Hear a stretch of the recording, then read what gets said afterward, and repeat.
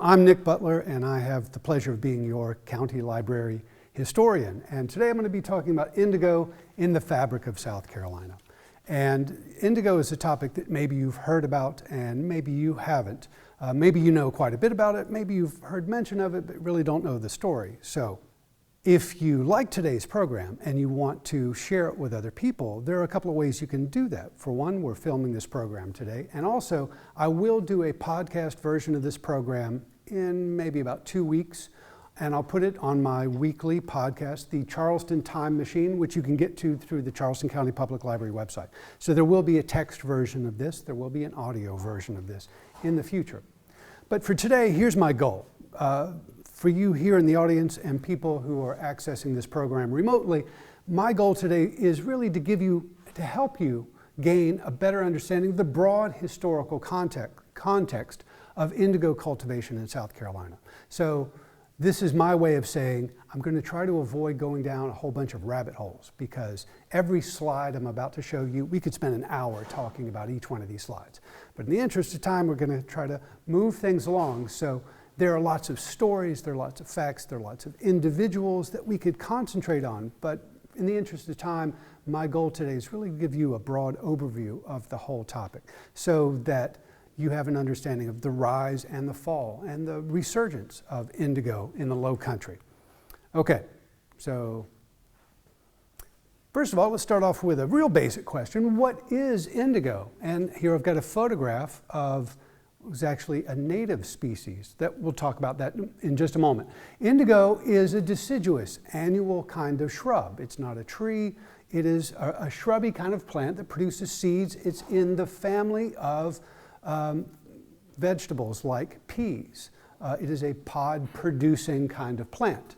And it's in the scientific genus Indigofera, which includes more than 750, perhaps more than 800 different species of indigo around the world. So most true indigo species, the ones that are most known for their color-producing qualities, are tropical in nature. So they're found in places like Africa and India and Latin America. But there are some other species that are subtropical, that grow in places like here in South Carolina, where we have a subtropical climate. So indigo is not only a plant, indigo is also a dye. It's the name that's used for the blue dye that's extracted from the leaves, not from the seeds, not from the stalks or the roots, as in some other vegetables, but specifically from the leaves of the plant. And humans around the world have used this blue dye to color textiles for thousands of years. We don't even know how many thousands of years this has been going on in different cultures around the world. And this is a photograph that shows you a sample of that blue dye after it's been processed, after it's been extracted from the leaves. And indigo, another way to define it or think about it is Indian indigo is really the species that we mostly think about. So when you talk about indigo cultivation in Latin America or indigo cultivation in South Carolina and other British colonies, you're talking about different species. The most commonly found species of indigo that's produced for its dye is a species called Indigofera tinctoria, which was domesticated in India thousands of years ago. We don't even know how many thousands of years ago. But it's been around for a long time, and the Romans, for example, knew about it. So Indian indigo was marketed in the Roman Empire 2,000 years ago, and the Romans called it indicum. So that name, indigo, indicum, comes from the name of the locality where it was first domesticated, in India.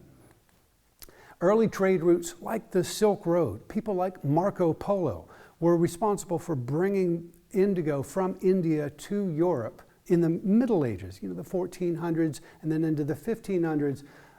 So people in Europe knew about this indigo from India, but trade guilds in Europe were actively trying to keep it out of Europe at the time, because in Europe, especially in continental Europe, the woad plant was the most common source of blue dye in Europe. So there were trade guilds that were supporting the woad industry in Europe and trying to keep that Indian indigo out until the 17th century. So by the early 1600s, there are Dutch merchants that are really trying to introduce indigo into the European economy, and it really starts to break down trade barriers. And that has everything to do with why people wanted this indigo from places like South Carolina for the European market. So this is a worldwide story. So what does it have to do with South Carolina? Well, that's a good question. Let's see what we can learn. Indigo was grown in early South Carolina to produce the dye. So no one's eating the plant, they're not smoking the plant, they're not using the plant to feed the animals. They're using this plant specifically for the dye, which was exported to Britain. So it was used in a very limited fashion locally in the early days of South Carolina. It was grown specifically as an export. And in fact, it formed a major part of the local economy for approximately 50 years. So you think about indigo in the history of South Carolina. The real golden age of indigo was a period of only about 50 years, and then it went away, and now it's enjoying somewhat of a resurgence. During that period, that 50-year period, indigo was South Carolina's second most important export, behind rice. So in the 18th century, rice is the #1 export from South Carolina. That's predominantly what South Carolina is known for producing, but second most valuable export from South Carolina is indigo. Not the plant, but the blue dye derived from the plant. So why are people in early South Carolina taking the time to grow indigo if it's being produced for export and sent back to Europe? So it's part of a much larger story. Indigo is grown here to satisfy commercial demand back in England for the textile industry in England. And that's why we're growing it, because we are a colony of the British Empire. And the indigo industry in early South Carolina is part of a much larger mercantile economy. So you probably remember from high school learning about the mercantile system in colonial America. And I vaguely remember that stuff, and I had to go back and kind of relearn about it, because in South Carolina history, just about everything that happened in our economy in the colonial era was based on this idea of mercantilism, where the real purpose of South Carolina is to satisfy commercial demand back in England. So South Carolina is a place where we're producing things, resources, and wealth that can enhance the British Empire, that satisfy needs of the British economy or the British society. So we're not growing indigo here just because we enjoy doing it or just because we're consuming it here. No, we're producing indigo specifically for the British market.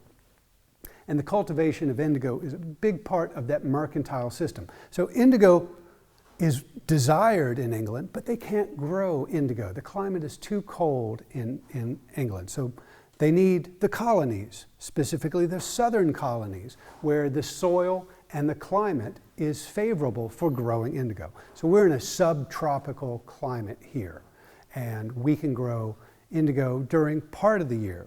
But remember, indigo is really a tropical kind of plant. So it didn't thrive here the way that it did in, say, Guatemala.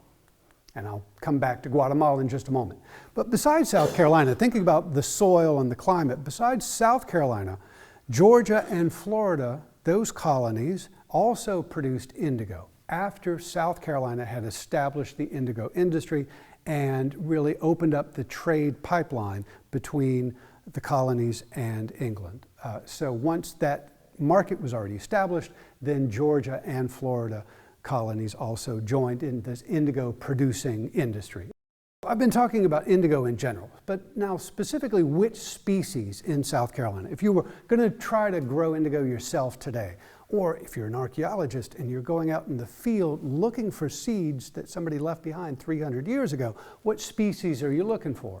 And the answer is, well, there are three main species, one of which is native. And this is an image from a forestry website of Indigofera caroliniana. So that is a wild, local variety species of indigo. So it is a true indigo. It's part of that indigo genus, but it is native to the southeast. So it grows in the wild in South Carolina, Georgia, Alabama, Florida, Mississippi, along the southeastern areas. And to my knowledge, we haven't found any evidence that Native Americans were cultivating this plant at all. So it's a wild plant that was identified by Europeans coming over and saying, oh, this plant has value as a colorant. But we don't know if Native Americans were using it for that same purpose at all. But there are also two other varieties. Remember, I mentioned just a moment ago, Indigofera tinctoria. That's the species that was domesticated in India thousands of years ago. Well, seeds of that species were also brought to colonial South Carolina to see if they would grow. And this is a photograph of that species. The leaves are a bit larger and actually it produces more dye than the native species that we have here in South Carolina. And when it flowers, it produces a bright purple kind of flower. So you may have seen some photographs of fields of that. It's an ornamental thing. You can grow it. So it's a annual or deciduous kind of shrub that flowers, and it's 3 or 4 feet high. Indigofera tinctoria came to South Carolina, not directly from India, but it came to South Carolina through our contact with English, Dutch, and French merchants trading across the Atlantic and throughout the Caribbean. So the English were not the only one carrying around seeds of this indigo species, but every other European community had it as well. And they're bringing it over and planting it in colonies in Latin America and South America, in the Caribbean, and in other North American colonies. French colonists specifically are planting it in their Caribbean colonies, such as Saint-Domingue. Not many people here are familiar with the name Saint-Domingue, but that island nation, that island colony became Haiti. And it's on the island of Hispaniola. So the Caribbean island of Hispaniola, the western half is French, called Saint-Domingue, and the eastern part is Spanish, called Santo Domingo, now called the Dominican Republic.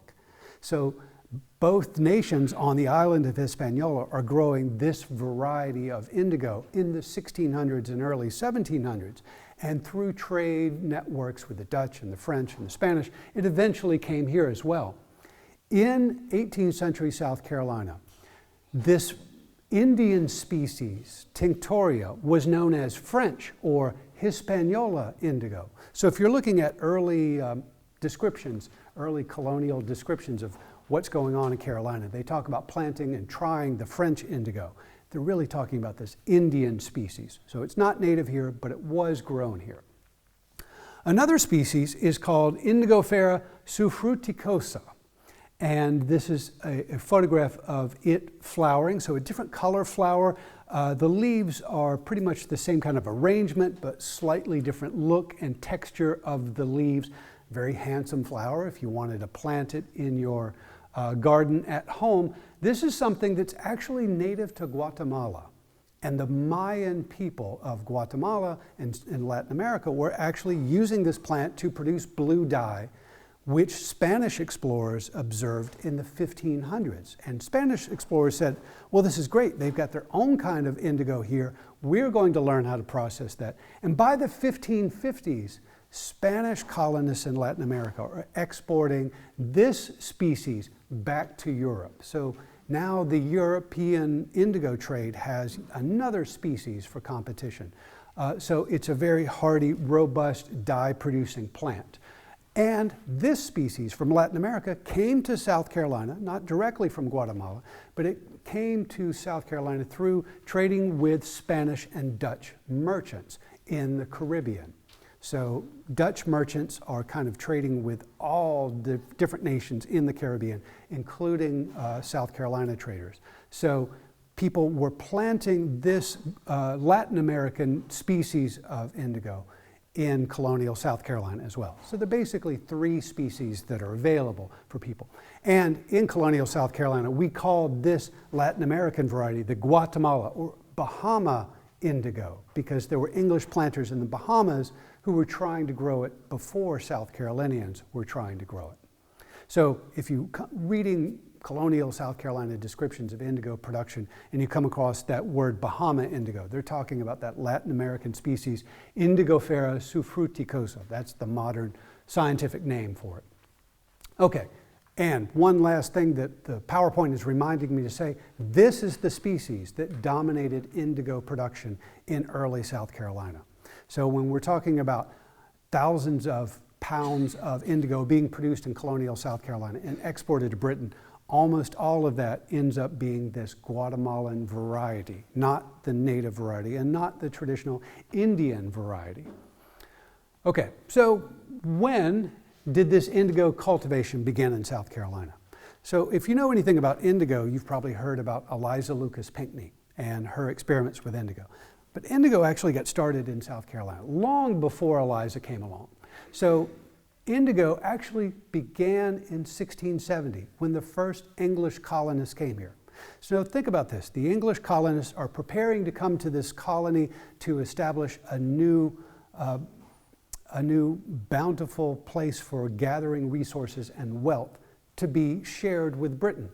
And they came over here not really knowing the land very well, not knowing the climate very well, but they came prepared. They brought with them a variety of seeds. They brought cotton, they brought ginger, they brought indigo, they brought rice, they brought tobacco. All of these things had been tried in Virginia, and then the English had tried all of these things in Barbados, in Jamaica, and Antigua and other places, just to see what would grow in the specific soil and specific climate of those places. So they did exactly the same thing. In 1670, English colonists came here. They started planting all the seeds that came with them. Indigo was among those, and the frost in the winter of 1671 killed the first indigo crop, and they said, well, we're probably not going to do so well with that in the future. But people did continue to try to plant. And I've got a map here with a little red circle reminding you that Charlestown, the original settlement, was on the other side of the Ashley River, on the west side of the Ashley River from downtown Charleston today. And that's Charlestown Landing State Historic Site right now. And that is probably where the first indigo was tried in 1670. There are a lot of experimental agricultural trials going on at Charlestown Landing in the early 1670s. But even after that, indigo was planted and experimented with by some people in the early days of Carolina until rice really clearly became South Carolina's big principal export crop, which occurred around 1700. So throughout the 1670s, 80s, 90s, there are planters throughout the Lowcountry who are trying different crops, and it's not clear which one is going to be the real profitable export crop from South Carolina. And remember, that's the whole point of South Carolina. It's the goal of this colony is to create wealth, to create resources that can be sent back to England or Britain and enhance the wealth of the British Empire. So by the year 1700, it's clear that rice has probably the best chance, and most planters are putting all of their eggs into the basket of rice production.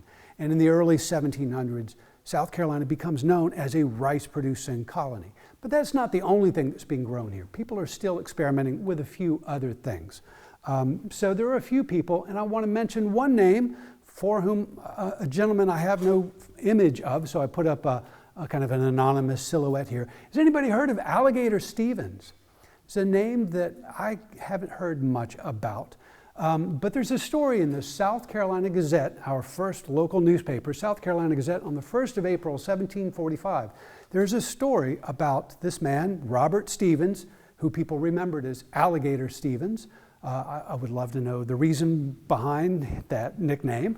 In the 1745 newspaper, there's a word-for-word transcription of a description written by Robert Stevens in September of 1706. And he's saying, this is how I have witnessed indigo being produced, indigo dye being produced from indigo plants here in South Carolina. Robert Stevens was a Goose Creek planter. So somebody in 1706 is growing and harvesting and producing indigo in South Carolina. Don't know who that was, but the point is that the industry did not die. The experiments with indigo continued in the early days of the colony from 1670 onward. But what's really remembered is the explosion of indigo activity in the 1740s. So here's the bottom line. The large-scale, commercial-scale exportation of indigo commenced in 1747, following a revival of interest in the crop. So the crop didn't begin in the 1740s. There was a major revival of interest in it in the 1740s. It had been around for more than 50 years, but people started really investing time and money and energy into perfecting the cultivation of indigo here in South Carolina. So how did it become an important major crop here in South Carolina? Well, there are a number of different people that are contributing to this story.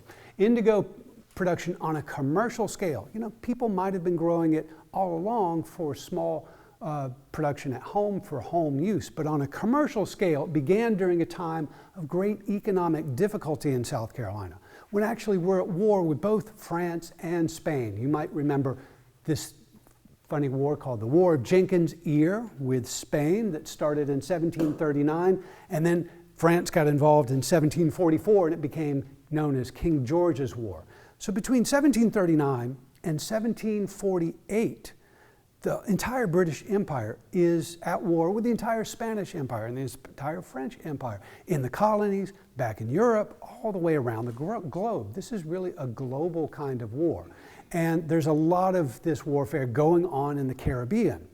And because of that, it makes it difficult for South Carolina planters to get their rice back to England or any other market. So the price of rice on the international market declined precipitously in the late 1730s. Rice by the late 1730s is South Carolina's most profitable crop, and a lot of planters, in fact, most planters are heavily invested in rice. And now the price drops through the floor and people are not making money. So people here in the Lowcountry of South Carolina are scrambling to figure out what else can we grow that's going to help us recover from the loss of money from rice. So people start experimenting quite a bit in the late 1730s. They're experimenting with a variety of plants in hopes of finding some commodity that the British Empire will reward them for growing. So we might say, hey, I feel like growing bananas because I like bananas. But if the British Empire doesn't want bananas or need bananas, there's not going to be any market for it. Remember, we're part of this big mercantile British economy. So we're trying to grow something that Britain wants or needs. So we've got a few options. And South Carolina's legislature here in the Lowcountry in May of 1744 passes an act offering a bounty, a reward, an agricultural incentive for growing a variety of different crops to experiment with. So because the economy is suffering so much, the government is saying, we will pay you to experiment with other crops. And those crops are enumerated in this 1744 Act. Agricultural products including wine, olive oil, or sesamum oil. You know what sesamum oil is? It's benny seeds. So I've done programs in the past about benny seed history. Benny seeds or sesame seeds were grown, cultivated in early South Carolina, not because they taste good, not because you use them in cooking, specifically for the oil, which was needed for both cooking and for the woolen industry back in England.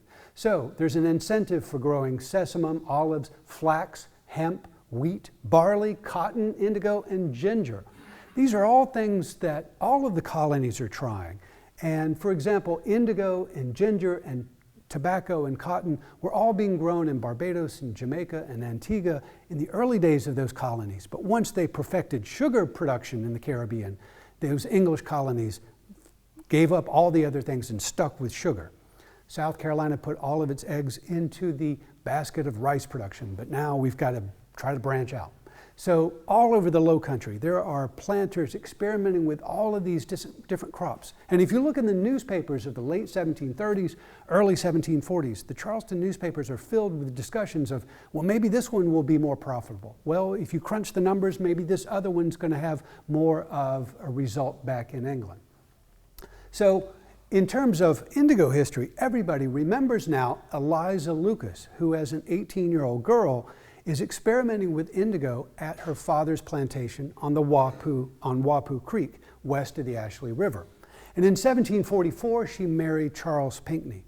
And together, both of them, in 1744, started really promoting the cultivation of indigo. And they went to the government and they went to the newspaper and were both jointly promoting indigo as a viable crop for South Carolina.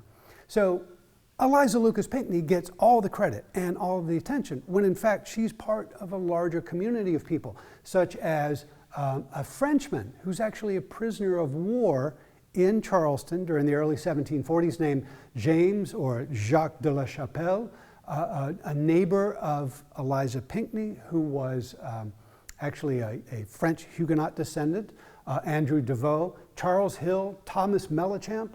These are all people who are growing indigo. They are selling the seeds. They're actually distributing the seeds throughout the Lowcountry to help other people grow indigo. But they don't get as much credit as Eliza Lucas Pinckney. So, and I know there's some people, you may have heard some people talking about how Eliza Lucas Pinckney was almost solely responsible for the creation of this indigo industry in South Carolina. But that's kind of a romanticized overstatement. So I was trying to think of an analogy and try this on for size. Saying Eliza Lucas Pinckney invented this indigo industry is kind of like saying Elvis Presley invented rock and roll. And we all know that he did some cool things, but he wasn't solely responsible for doing that. And there were other people doing similar stuff at the same time. Or saying Benjamin Franklin discovered electricity. Well, he experimented with electricity and he was part of a scientific community that was doing the same thing, but his name tends to stick out for his contributions. So it's the same thing with Eliza Lucas Pinckney. She's part of a community of people who are doing similar kind of work. She was a very interesting woman who left behind some very interesting records. But her contributions have been really held up by her descendants over the past 200 years. And her story has gotten a little over-romanticized. So in the interest of fair and balanced coverage, that's why I'm trying to give you a broad historical overview of the whole scene. So we'll move on from Eliza Lucas Pinckney. And just to give you some examples, if you're interested in looking at these discussions that are in the Charleston newspapers of this era, which you can come to the South Carolina Room at the Charleston Public Library downtown on Calhoun Street and look at the microfilm of these newspapers, which is what I do for spare time. Here's a 1746 advertisement for a treatise, full and useful instructions and observations concerning the culture and manufacturing of indigo, written originally in French by a person of great experience in those works at San Domingo, that's Hispaniola, the island of Hispaniola, that French colony, and now published here in English in Charleston. That's actually the work, that little publication they're advertising is actually the work of Mr. James de la Chapelle, who says here, he's the author of those instructions. He's a prisoner of war. During that War of Jenkins' era, he was captured at sea, brought to Charleston, imprisoned, and then someone discovered he worked at an indigo plantation. So they said, well, we got to put this guy to work. So he stayed in Charleston for a while and taught people how to grow indigo. And if you look at those newspaper instructions, it appears that Eliza Lucas Pinckney and Charles Pinckney and other people in the Lowcountry were actually reading the instructions for how to grow indigo, how to transform the plant into the dye, written in French originally by a clergyman named Jean-Baptiste Labat, who was in Saint-Domingue on the island of Hispaniola in the early 1700s. And this is an image of him. He published his memoirs of traveling through the French colonies in the New World and wrote a lot about the agriculture, wrote a lot about slavery in the French colonies. And he's quoted extensively in the South Carolina Gazette in 1744. So for example, here's Monday, October 22nd, 1744, front page of our local newspaper. It's an abstract from Father Labat's works published by in Mr. Miller's Gardner's Dictionary on how to grow the indigo plant. So when I read that, I thought, well, who is this Mr. Miller and his Gardner's Dictionary? So Labat's works, written originally in French, were translated by an Englishman named Philip Miller and published in 1731 under the title Gardner's Dictionary. And thanks to the magic of the internet, you can read that entire book online. So this is a part of that Gardner's calendar that I found online that is the English language translation of Father Labat's instructions on how to grow and process indigo. And that material was quoted verbatim in the South Carolina newspapers. This work, this book, 1731 Gardner's Calendar, was probably in the library of Eliza Lucas Pinckney, and she's probably reading directly from that. So, and there's a little excerpt right there that says, this sort of indigo, and he's talking about the Guatemalan indigo, which by means of great improvements may be made with this plant in our American plantations. So in the 1730s, Mr. Miller is talking about how indigo can be grown and is grown in the American colonies. So a few more anecdotes, getting back to our timeline of indigo history. By 1747, here in the Lowcountry, after several years of agricultural experiments, by 1747, it was clear to everybody that indigo was really the best crop to make the most money back in England. So benny seeds or sesame seeds were grown with great success, but not quite as profitable or potentially profitable as indigo. So everybody put aside those other agricultural trials and stuck with indigo. A gentleman by the name of James Crockett, who was an English merchant who worked and lived in South Carolina for many years and then went back to England. In 1748, James Crockett was able to convince the British Parliament to give a bounty to American indigo. So England is forced, in the early 18th century, England was forced to buy indigo from Spain or from France. And England is very commonly at war with France and Spain. So we'd rather spend our money in the colonies. So the English government in 1748 is saying, we have just passed a law to give a bounty to the purchasers of American indigo. So they're trying to encourage British merchants to buy American indigo. And that means the price is inflated. There's a subsidy on the price of indigo in England. So American, specifically South Carolina planters really benefited from that. That bounty went into effect at the beginning of 1749.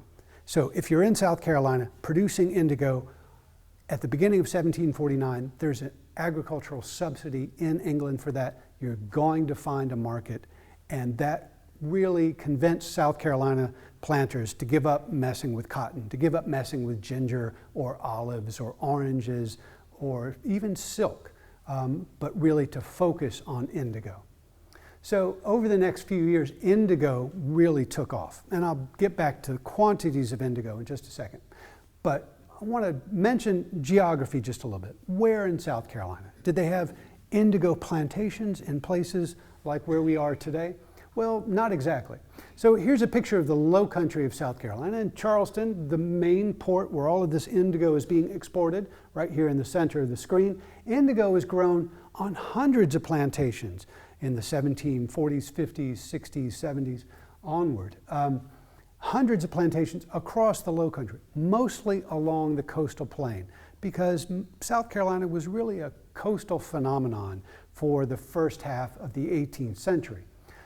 But as this graph shows you, this map shows you, indigo cultivation did spread inland. So by the time of the American Revolution, and even slightly after the American Revolution, indigo is being grown along the coastline, and as you see at the bottom of the screen here, all the way down into Georgia and Florida as well, along the Savannah River, in the Orangeburg area, along the upper Santee River in the Congaree area where Columbia is today, in the Camden area, 96 South Carolina, and certainly around the Winyaw Bay area, the Waccamaw River area. There are absolutely people growing indigo up there. And this is from a source, this is from a journal article by Winberry, and I've given you a bibliography if you're interested in reading more about that. This is taken from one of the sources I put on the reading list I gave you. But indigo is grown almost always in collaboration with, in conjunction with other crops. So the idea is you would plant indigo on a plantation with other crops such as rice or cotton or beans, corn, those kind of provision crops. So if you've got a plantation here in the Lowcountry, it's probably not perfectly flat. It's got some low spots, it's got some high spots. And so you take advantage of that topography and you plant rice in the low spots and you plant indigo and corn in the high spots. So if you had a swampy plantation, you could take advantage of that swampy area and grow rice and use the higher land for things like indigo. So indigo plantings range from just a few acres or up to about 80 acres. The largest indigo plantings in colonial South Carolina were not really that big, but up to around 80 acres, maybe a little bit more. So something that you could cultivate with 15 to 25 people to cultivate 80 acres. So if you're thinking about an indigo plantation, there hardly is such a thing. There were extremely few plantations that focused exclusively on indigo. And really, those few indigo plantations, indigo exclusive plantations, are just before the American Revolution, when indigo is fabulously profitable for a brief moment. But in general, most plantations on which indigo grown, indigo was just one of several crops being grown there. Okay, so real briefly, I want to cover the process of extracting the dye. How do you make indigo from the leaves? And this is something that, again, we could spend lots of time on. I'm going to try not to go too deep into this. Indigo dye is extracted from the plant in a variety of different ways in different cultures around the world.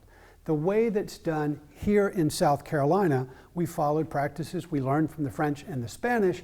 The common way is to extract the natural juices of the leaves through a process of fermentation and oxidation. So you don't squeeze the plants, but you steep the plant leaves. And here's an illustration. It's a map of, it's actually an illustration that accompanies a map of St. Stephen's Parish, South Carolina, published around the year 1733. And this is just a detail in one corner of the map. And it shows the entire indigo growing and manufacturing process. So let's walk through this in a couple of phases.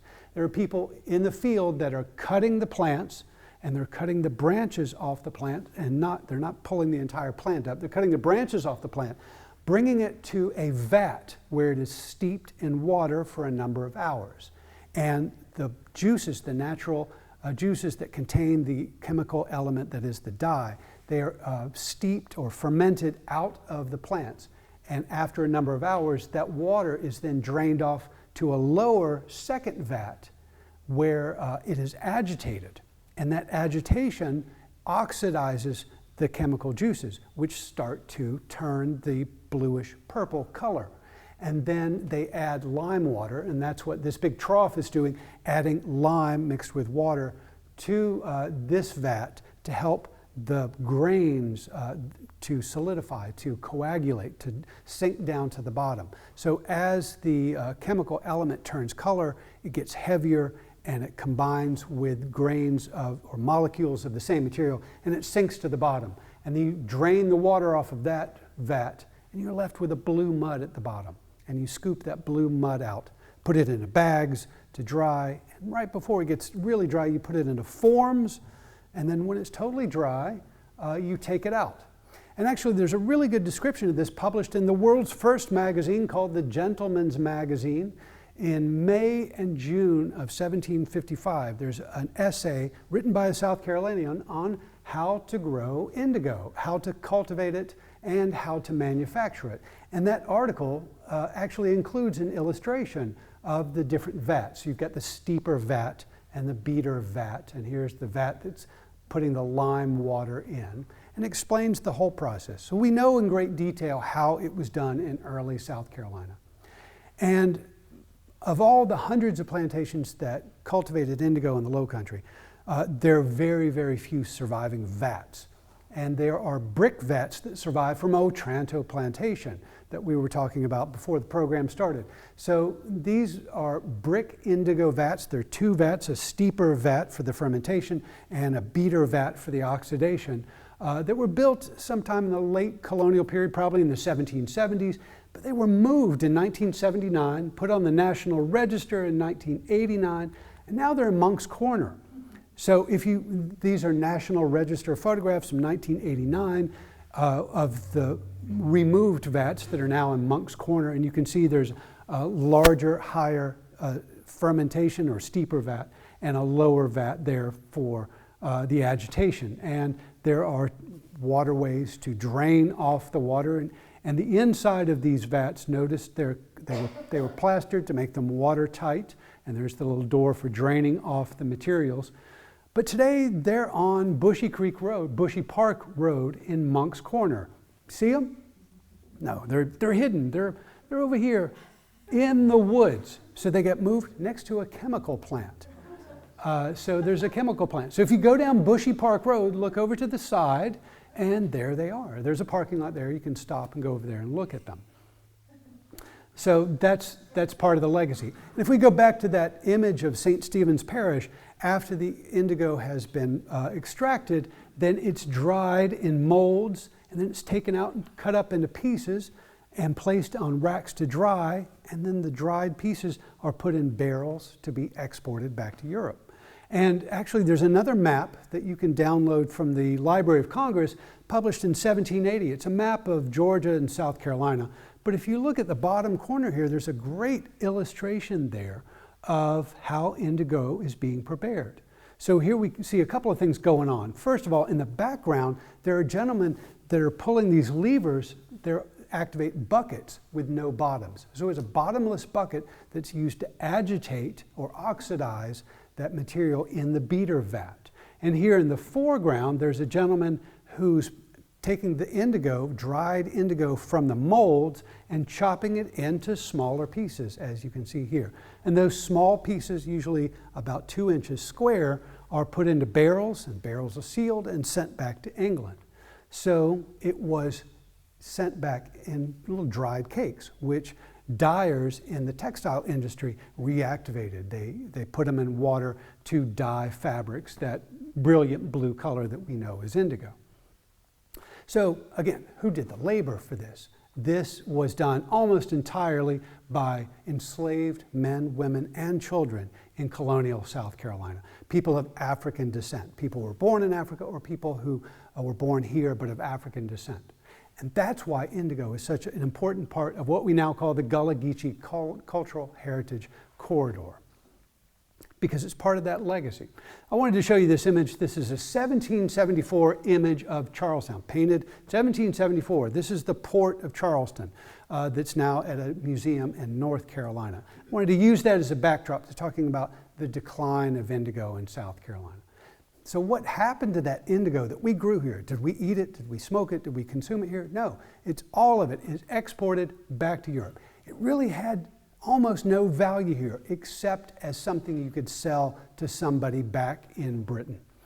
And so it's sold to British agents for use in the British textile industry, and Britain exclusively in our colonial era. But that didn't last forever. Indigo was our second most profitable export crop in colonial South Carolina. And the peak of that industry was the year 1775. And in that year, we exported over 1 million pounds. Close to 550 tons of indigo were exported from just South Carolina. So it was a pretty valuable commodity for the British Empire. But here's a graph in one of the articles that I put in your reading list showing you from 1747 on this end of the graph to 1775 on the other end. The growth of the indigo industry wasn't a fluid and very steady increase. It started kind of in fits and starts.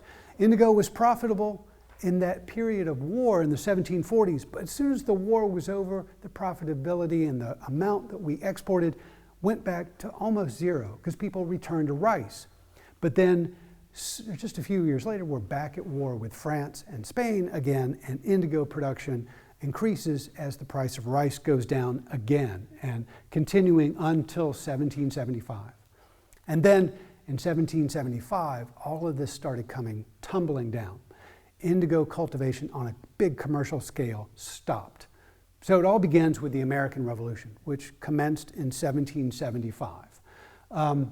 In 1775, because we are part of the Continental Congress, we, the colonies, resolved to cease exporting to Britain and Britain's allies.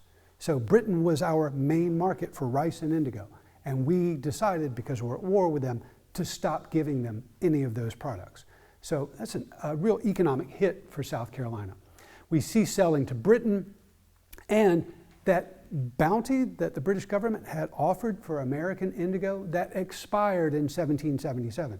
We weren't selling them indigo anyway, but they let that bounty expire.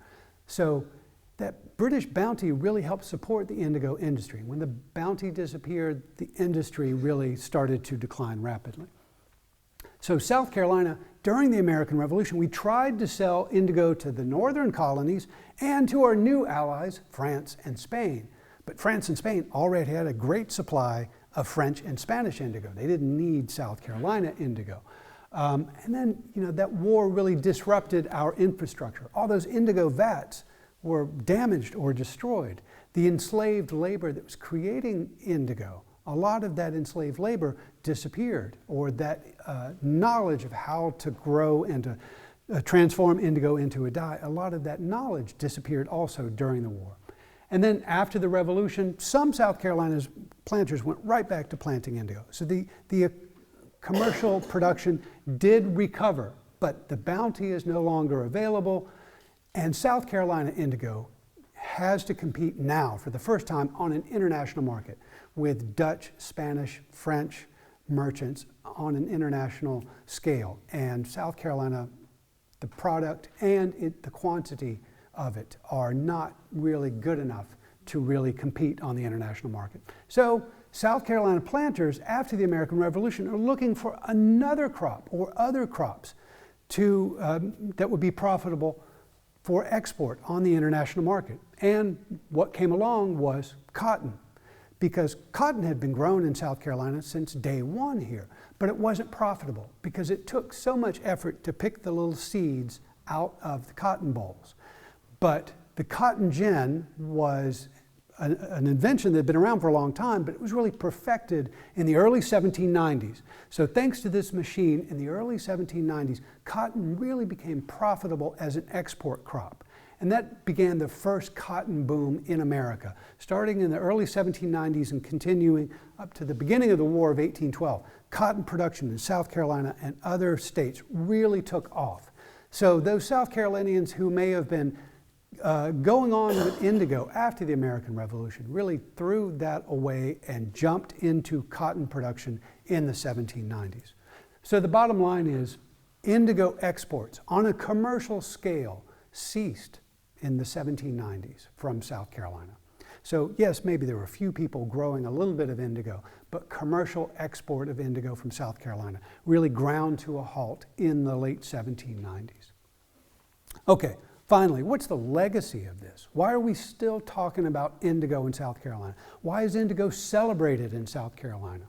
And that's something that's been on my mind a good bit lately. So these two imported species, Indigofera tinctoria and suffruticosa, those two imported species never became naturalized here. Those are tropical species that they could grow in South Carolina, but they couldn't grow for that long. They couldn't last through our cold winters here in South Carolina. But that native species has continued to grow all along here in South Carolina.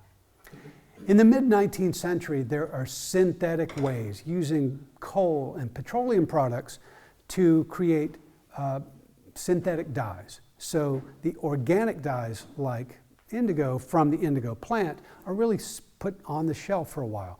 And the world became fascinated with synthetic coloring. And that's really starting to change because there are people in the community who are trying to advocate for a return to organic indigo. So scientists are telling us now that the cultivation of indigo plants may actually help to improve soil quality and improve air quality. So plants like indigo are good at taking CO2 out of the air and fixing nitrogen in the soil. So even if you're not going to take the plant and turn it into a blue dye, the indigo plant still has beneficial qualities that people are experimenting with in the agricultural world today.